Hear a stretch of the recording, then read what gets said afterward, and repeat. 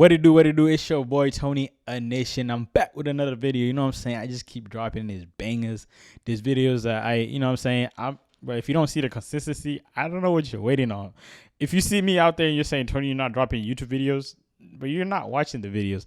Anyway, without like taking too much of your time, I always got my notes right here so I get these things right. Today's videos is about take risks in your 20s. And I'm going to give you some examples of some ways that I've taken risks. Some have paid off, some haven't. I don't even know if I want to talk about the ones that haven't. Let's talk about those another day, because there's some that have not, that have failed, that just did not work out. Number one, again, I always say these are not in any particular order, but we're just going to get from the beginning. Number one, don't be afraid to chase your dreams. And this is something that I have always believed for a long time, is that we are born with something inside of us. You know what I mean? There's something inside of us that we're all born with, and they're different. We all have different dreams. You know what I mean? And I've never been shy or scared to like chase my dreams. It's not easy. It's not easy, but it's like you have to go after the things that you actually believe, are for you. If you feel like something is inside of you, bro, just go for it. Figure out a way and make a way to do that. So don't be afraid to chase your dreams. That's number one. And I wanted to give a story about like how, to make it make sense with what chasing your dreams look like. So the first time, like when I found out I wanted to do photography and videography, I started out doing more video, right? I was like, but I don't have a camera that's mine. At the time I was using a camera that was like our youth group's camera for church, right?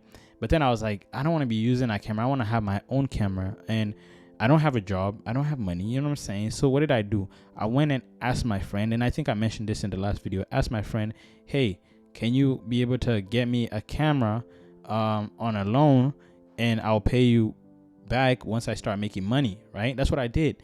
And it was $3,000. I was about, I think if I'm not wrong, I was either 17, 18, or 19. One of those, right? And I did not have a job, and I'm asking for a camera that's $3,000, and I have 6 months to pay it off. And I'm like, bro, how am I going to do it? But for me, it was like, bro, I feel it in me that I'm going to be able to pay it off, and I'm going to send myself. In Swahili, we say kujituma.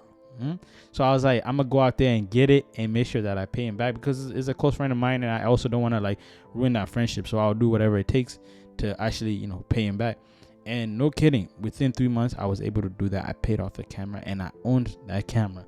That's just an example of what it looks like chasing your dream. Your thing might be different, but you have to go out there and do it, because nobody else is going to do it for you. Not your parents, not your teacher, nobody else. You're going to have to go out and do it, right? Let's get to it. This is another thing I've actually been meaning to talk about. I'll probably do a whole separate video about it. But you see, when I was I graduated, and I went from high school to college, I wasn't really doing much. I didn't even know what I wanted to do. I knew I wanted to go to film school, but I wasn't really sure who was going to fund it. One thing I knew is that I never wanted to get a loan to go do that, but I didn't know where my life was going to go. You feel me? So, but I did know that I like taking pictures, and I was doing more outdoor photography, and I was like, what would be cool if I can start doing indoor photography, but I'm not able to rent out a studio. But my parents we had a garage, and I convinced them, this is even before we had a garage, I convinced them when we lived in an apartment to move to a house so that I can use that house to make it a studio, convert the garage into a studio. At first, this was kind of scary, because it's like, like, are people going to come shoot in a garage? Are people actually going to show up? You know what I mean? It's so scary. It's like, what if I put so much money in it and like it doesn't bear fruit? But funny enough, I remember, I think I spent about between 3,000 to 5,000, like putting it together, because I had to like cover the walls. I had to work. It's an older house, so I had to like cover the top. I had to like get carpet. You know what I'm saying? I had to get backdrops. I had to get like lighting and all that. And yeah, it cost me some cash. But it's like, by the time I was finishing it, and I started telling people like, hey, I'm shooting now, and I have a studio, and I would just say it's a home studio. I was surprised at how many people started shooting with me. I've shot in that studio so much, like, it's like sometimes like 30, 40 percent of like how much I make, and from that, like I never knew that I had a feeling it was gonna pan out, but I wasn't sure.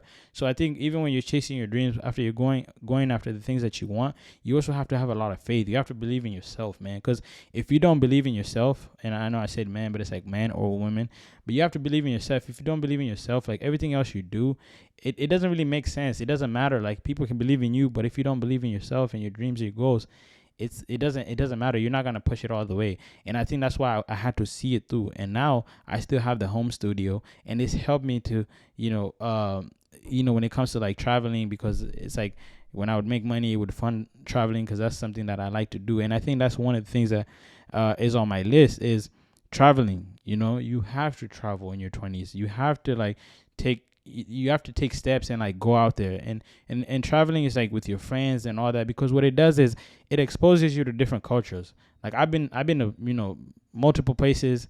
Like I could talk about like Mexico, Bali, and even the reason I'm saying this is like I can talk about specific things that I learned from them, but I feel like that would be better in a different video. But you can get inspired by going to these places on certain things that they're doing that you can probably bring to your country, or even in the region that you live in. You know what I mean?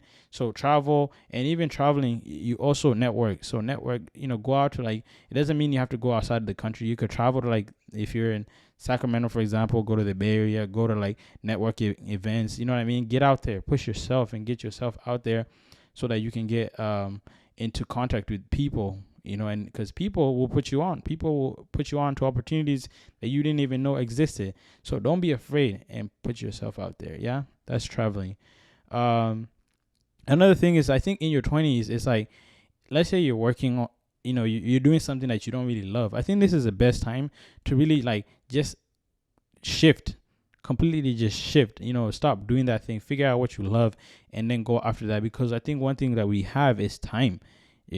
I think, I be thinking if you're 30 and under, bro, all you have is time. Like, so figure out what you like, figure out what works for you, what doesn't work for you.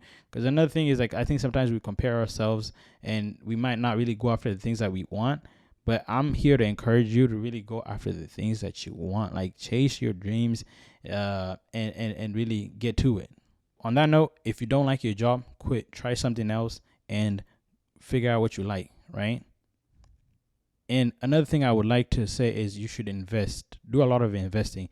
That can be like money, I guess, in the stocks and all that stuff. I don't know too much about that, but investing doesn't have to be like that. Think of investing as like investing in a skill. You can go on YouTube, figure out how to code, start building websites, how to start taking pictures, photography, and then just build up.